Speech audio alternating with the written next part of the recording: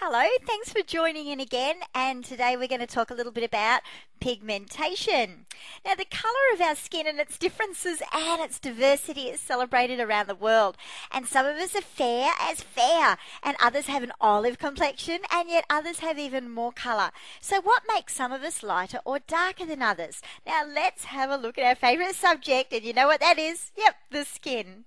Okay, in the base part of the top layer of our skin, the epidermis, there are groups of cells called melanocytes.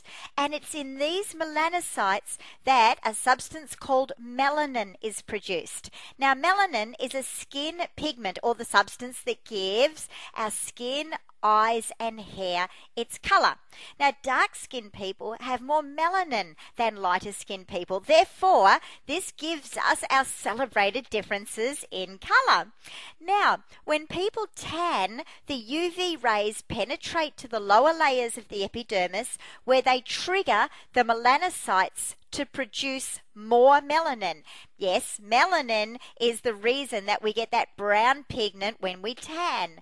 Now, the reason that the melanocytes make melanin is it's the body's way of protecting the skin from further burning. You see, we're not meant to burn. We're not meant to tan. So this melanin is produced when we're out in the sun to kind of create a barrier to hopefully make sure that no more UV rays can get through. Now, it doesn't do a complete 100% job of it. So remember, whenever we see a tan, it is actually a skin that's in trauma, and it's going into protection mode to try to stop further damage. Now look, guys, I know as well as you know that no matter what we look like, we always look better when we're brown, but fake it, girls, fake it till you make it.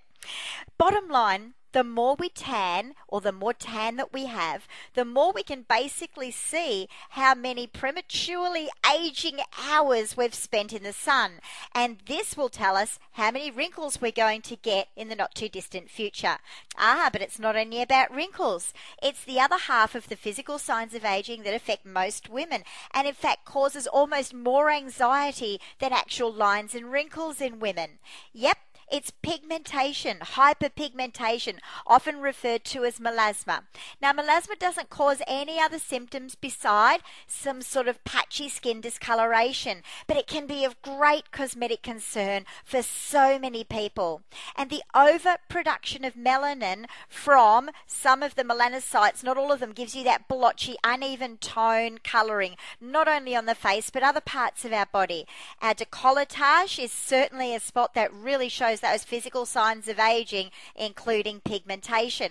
And might I point out that the chest area can be even more substantial in its damage due to different skin thickness, fewer oil glands in the face, and usually a lesser concentration of really good skincare and SPF protection. See, so we don't usually look after this area as much. So this area we usually call sun damage city. The other place we get pigmentation is our third spot, but we always know the three: face, décolletage and hands. Now, these spots are often called age spots, liver spots or sunspots. Now, age spots is not an appropriate term, as most of these spots are not related to aging at all, but more to the time that you spend in the sun.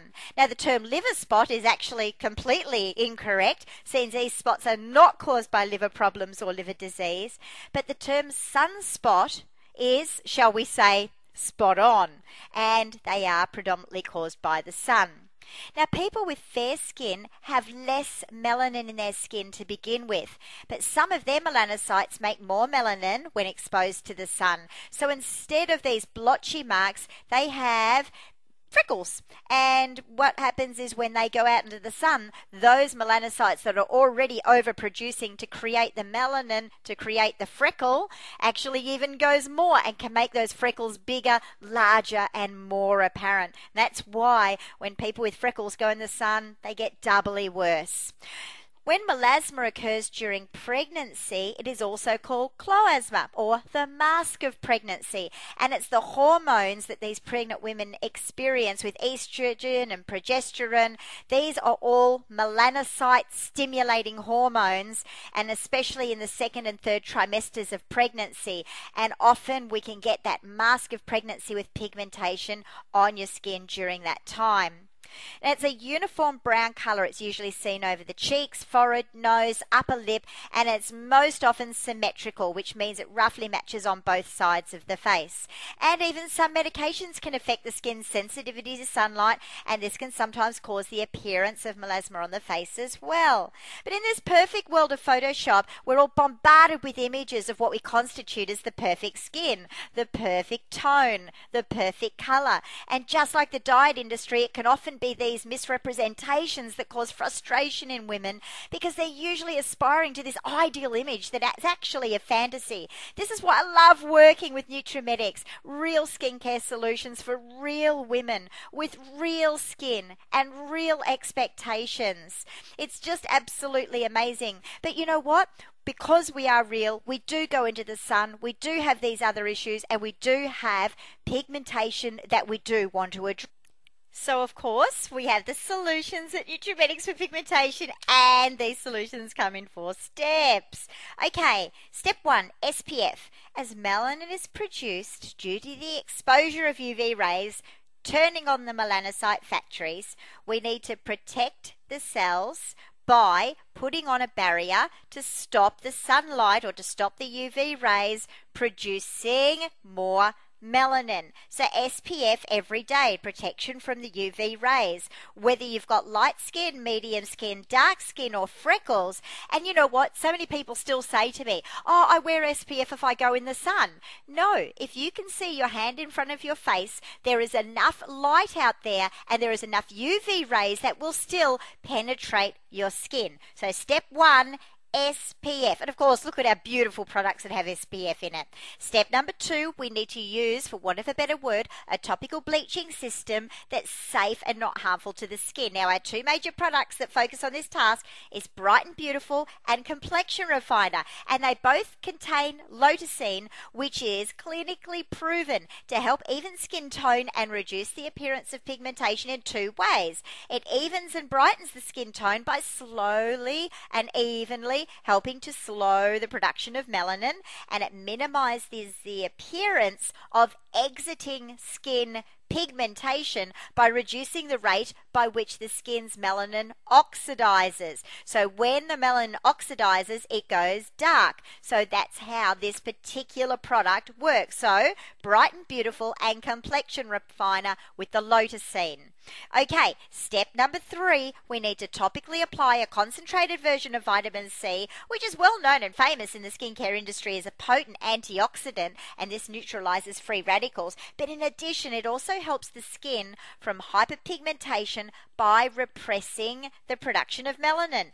Now, we know there's vitamin C in Bright and Beautiful, and that makes that combined with the lutocin a double whammy against pigmentation. But remember, with something like Restore, claims of 95% of women saw less pigmentation in under 2 months, not to forget C10. And the 4th treatment to pigmentation is to exfoliate. That's not only essential every day anyway, but exfoliation helps to remove the buildup of oxidized pigment that's lying in those upper cells. And a great combination, Complexion Refiner with the lutocin every day, then microdermabrasion a couple of times a week, but definitely a glycolic salicylic combo as in the facial peel cream. Use those and will help to get rid of that excess color. And you've got to do it all the time, gang. It's not just a once every now and again treatment. This is a really dedicated system of 1, 2, 3, 4, so we know that we're going to get the results we're looking for. Now, just very quickly, there is another form of pigmentation issues. It's called vitiligo. It's relatively common. It affects 1 to 2 people in every 100, and this is where you get white patches of skin. Okay, so it kind of goes the opposite way, and it's the one that they say Michael Jackson had. It's the theory is that it's connected to an autoimmune disease, and it's usually seen of people in more colour. Now, guys, I like to think that we can fix everything in Nutrimedics. This one's out of the ballpark. They need to see a dermatologist for medical treatment. And speaking of treatment, don't forget, if there's anything that you're not 100% happy with, you always can go and see a dermatologist for 100% treatment. But do you know what? Using our products will get you such an amazing result because we do have the answers at Nutrimedics. Well, there you have it. Until next time, we'll speak to you soon. Have a great day. Bye.